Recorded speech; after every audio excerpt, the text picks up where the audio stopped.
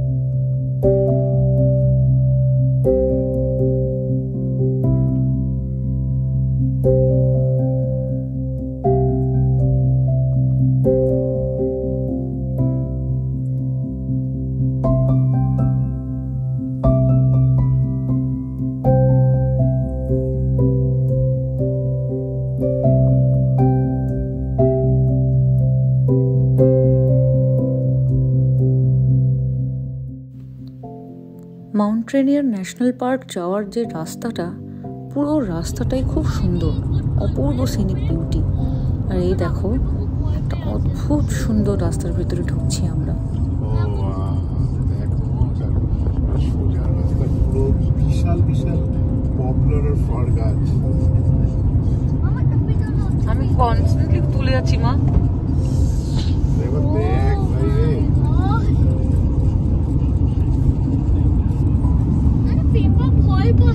Majestic উঁচু উঁচু গাছগুলো তো।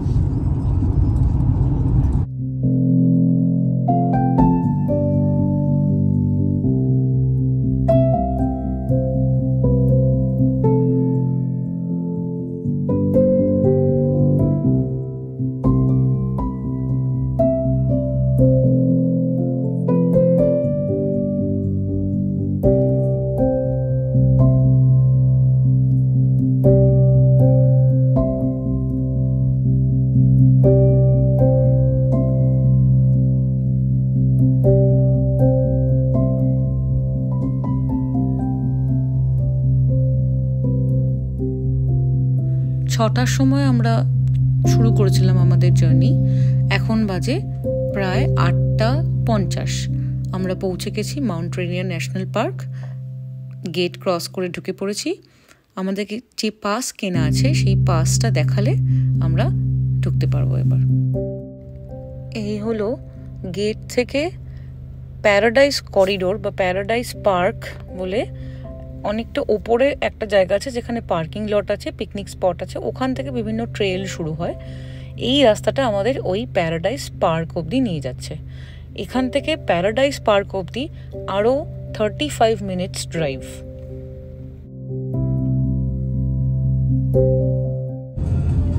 আর এই রোডটার নাম হচ্ছে লংমায়ার। এই লংমায়ার টু প্যারাডাইস আমাদের 35 মিনিটস রাস্তায় লাগবে। ভাগ্যিস আমরা এই ম্যাপটা ডাউনলোড করে নিয়ে এসেছিলাম, কারণ আমরা যখন এখানে আসার আগে একটু গুগল সার্চ করছিলাম এখানে আসার জন্য কিভাবে প্রিপেয়ার করতে হয় নিজেদের, সেখানে একটা কথা মেনশন করা ছিল যে পার্কের ভেতরে, এই যে ভেতরের রাস্তাগুলোতে এখানে ইন্টারনেট পাওয়াই যায় না। তো এটা সবসময়ই ভালো যদি আমরা ম্যাপটাকে ডাউনলোড করে রাখি। ভাগ্যিস সেটা আমরা দেখেছিলাম এবং করে রেখেছিলাম। ওই ডাউনলোড করা ম্যাপটা দেখেই এখন আমরা আমাদের পার্কিং স্পট অবধি যেতে পারছি। এই পুরো রাস্তাটা দেখো কেমন মেঘলা লাগছে না? আসলে আমরা যখন কালকে রাত্রেবেলা একটু এই ওয়েদার কেমন থাকবে বা রোড কন্ডিশনস কেমন থাকবে এগুলো নিয়ে হোমওয়ার্ক করছিলাম, তখন আমি একটা জিনিস লক্ষ্য করেছিলাম। আজকে শনিবার 12টার পর থেকে, দুপুর 12টার পর থেকে থান্ডার স্টর্ম দিয়ে বৃষ্টির একটা রেড অ্যালার্ট জারি করা আছে। আমার সেটা নিয়ে একটু চিন্তা আছে, কিন্তু আমরা আবার একটা পাস যেটা খুব কঠিন পাওয়া, সেটা আজকে এই সকালবেলা কোনো ক্রমে 9টা থেকে 11টার একটা সময় পেয়ে গিয়েছিলাম। এই স্লটের পাসটা আমরা আজকে পেয়ে গিয়েছিলাম। আর এই পাসটা পাওয়া ভীষণ মুশকিলের ব্যাপার, কারণ মানুষ অনেক আগে 3 মাস 4 মাস আগে থেকে এই সমস্ত পাসগুলোকে বুক করে রাখে যাতে তারা আরামসে ভিজিট করতে পারে। আর আমরা কেটেছি ঠিক কালকে, ভাগ্যক্রমে পেয়ে তো গেছি আজকে, কিন্তু এই থান্ডার স্টর্মের অ্যালার্টটা আমাদের একটু চিন্তায় রেখেছে। আমরা ঠিক করেছি যে 9টা থেকে 11টার যে টাইম স্লটটা আমরা পেয়েছি, এটা অ্যাকচুয়ালি ঢোকার জন্য টাইম স্লট। এই টাইম স্লটের মধ্যেই আমরা দেখে ফিরে আসবো। আর যদি দেখি, আর ওয়েদার কন্ডিশনটা চেক করতে থাকবো, যদি ইন্টারনেটটা পাই যেখানে যেখানে, যদি দেখি ওয়েদার বেটার আছে তখন নয় আমরা একটু এক্সটেন্ড করব। কিন্তু রাস্তাঘাটগুলো দেখো কত সুন্দর।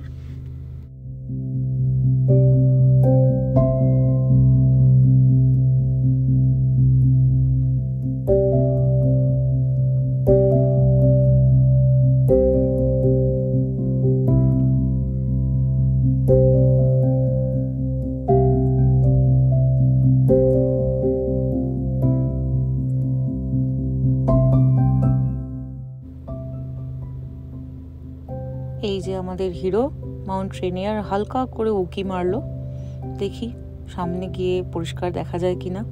এখানে আবার মাঝে মাঝে মেঘ টেক করে এমন হয় যে জায়গাটা ঘুরলেও মাউন্ট রেনিয়ারকে দেখতে পাওয়া যায় না। যাক বাবা, একটু রোদের দেখা পেলাম।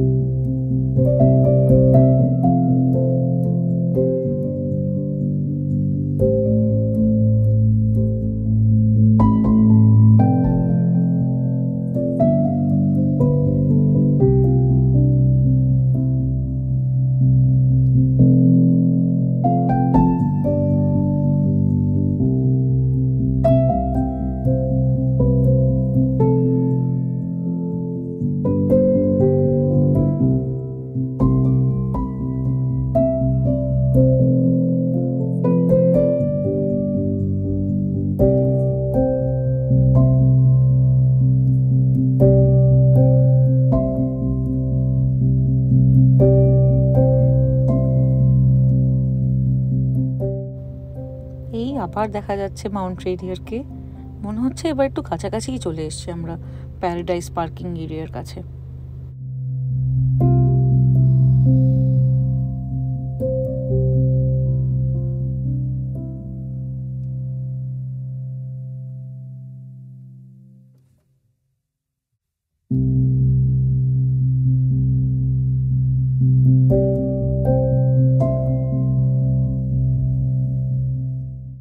যেতে যেতে মাঝখানে দেখি এখানে লেখা আছে নারদা ফলস, আর লোকে গাড়ি পার্ক করে ফলসটা দেখছেও।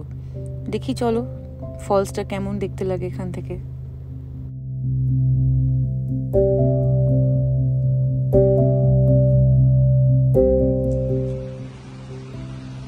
মাউন্টেনিয়ার এই রেঞ্জটা এখন কিন্তু স্নো খুব কম। স্নো কম নেই, স্নো কম নেই। লক করেছো? বাবা ওই অদ্ভুত জিনিসটা কি? ওই ফোর্ট ওর মতো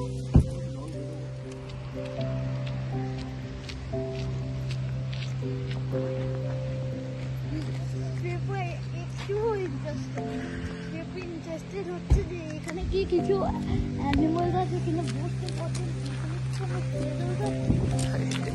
ঠান্ডা লাগছে বাপরে বাপ।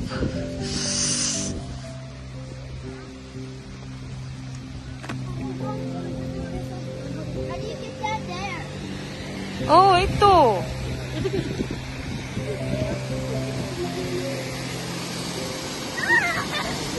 মামা পাপার হাতে তো।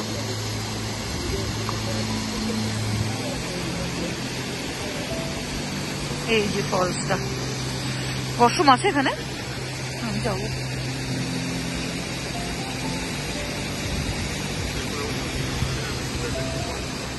চলো তাহলে তাড়াতাড়ি যাই, মাউন্টেনেরই যাই। হ্যাঁ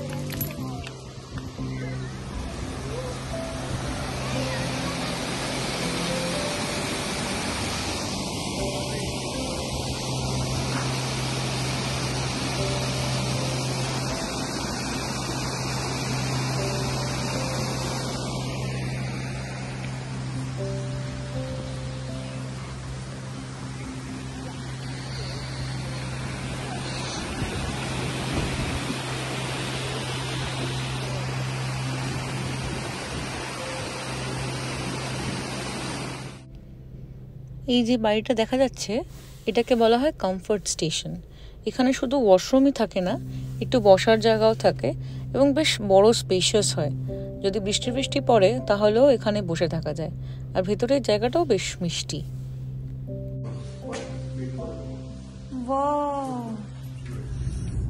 এইবার আমরা চলেছি আবার প্যারাডাইস পার্কিং এরিয়া বা প্যারাডাইস পিকনিক এরিয়া, তার কাছে।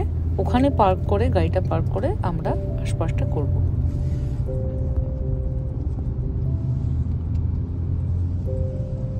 আর আমরা পথে মাউন্টেনিয়ার একটু হাই করছি। আমাদের রুফটপ থেকে ওই ছোট্ট মাউন্টেন রেঞ্জটা এত বড়, আমরা ওইটাই গাড়িতে কি ভালো লাগছে আমার।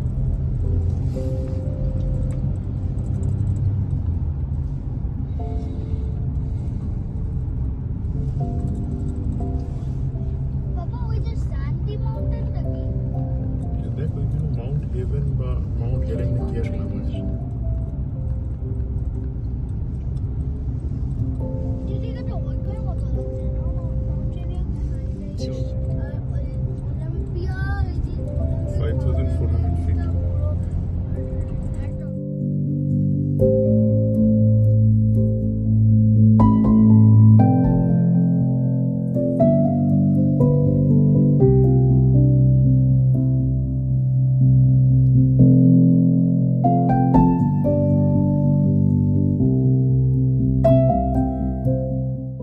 লাকিলি এখন অবধি ওয়েদারটা আমাদের সঙ্গ দিচ্ছে। রোদ ঝলমলে মাউন্টেনিয়ার দেখতে বেশ ভালো লাগছে। এখানে আমরা এখন পৌঁছে গেছি প্যারাডাইস পার্কিং এরিয়াতে।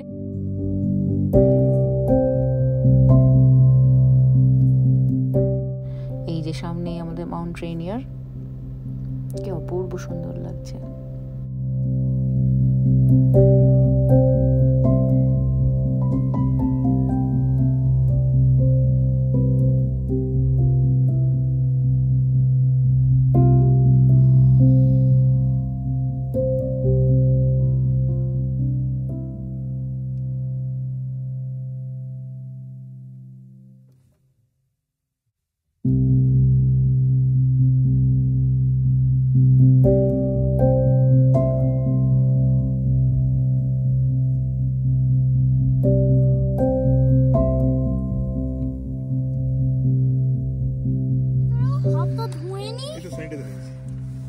আচ্ছা আমরা এটা আরে এনার্জি চাই সকালে কিছু খাসি না হ্যাঁ এখানে একটু বসে একটু পিকনিক করার জায়গা। ওই এই যে সামনে মাউন্ট রেনিয়ার,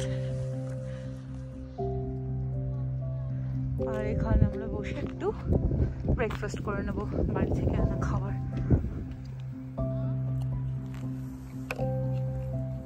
আমরা এতক্ষণ যে টেবিলে খেলাম সেই টেবিলে ওয়ার্নিং সাইন রয়েছে যেখানে খাবারের গন্ধে বেয়ার বা ওয়াইল্ড লাইফ চলে আসতে পারে।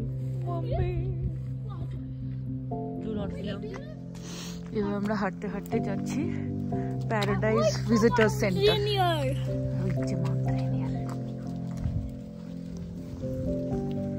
পেপার কিছু এসে যায় না, সামনে মাউন্ট রেনিয়ার, না সামনে কলা গাছ, না সামনে পচা পাতা। Paper has got nothing to do with the beauty of the nature. পাপা ধরে থাকলেই হলো, ব্যাস আমার জীবন সার্থক।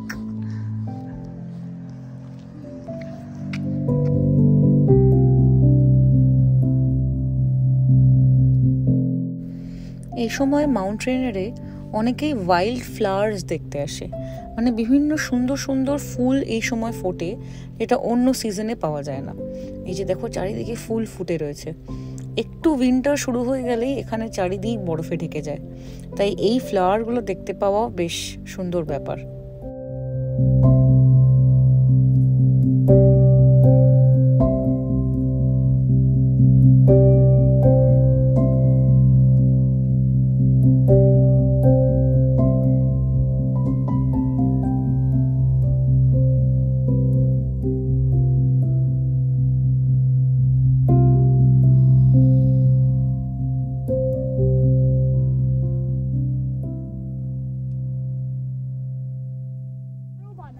তুমি বড় বানালেও কত বড় হবে? ব্যাগ দিয়ে তো সাইজ বেশি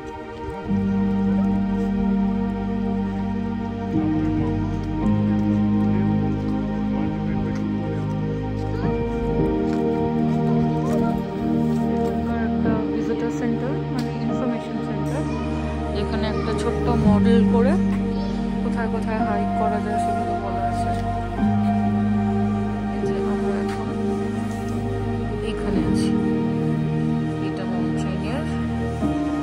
কোথায় কোথায় হাইক করে যাওয়া যাবে সেগুলো সব বলা আছে। আমরা এখান দিয়ে গাড়ি করে এলাম, সেখানে এসেছি। ওকে, উপরেও জায়গা আছে, ওখান থেকেও মাউন্ট রেনিয়ারটা দেখা যায়। ইনফরমেশন সেন্টার, ডাইনিং, খাবার নিলাম। যদি কোনো ফ্রিজ ম্যাগনেট নিতে পারি বা কিছু গিফট, এটা সুবিধাটা মেমোরি থাকবে, যেটা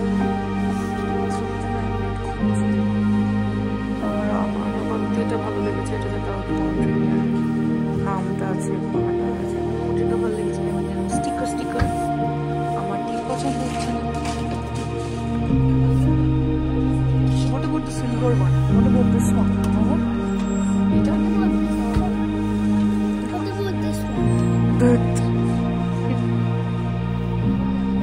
This one's good. No, this one's not good. This one. This one?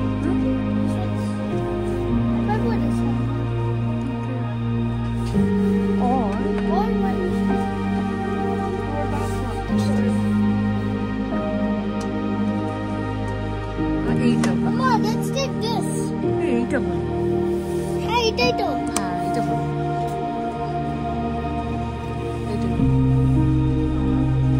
এইটা।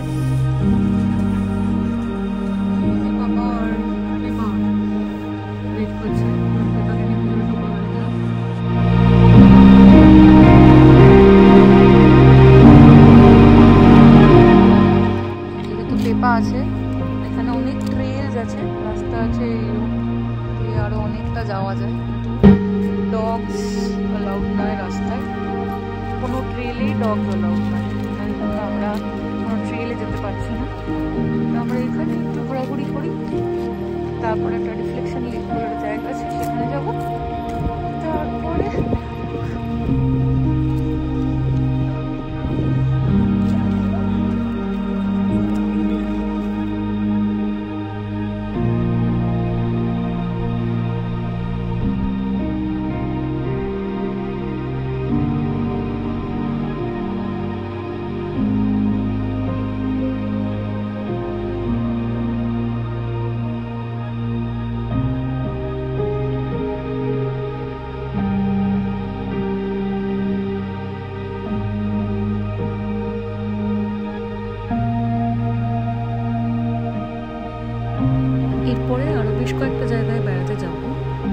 আরেকটা ভিডিও বানিয়ে দেখাচ্ছি। সব কিছু একটা ভিডিওতে একসাথে করা যাচ্ছে না।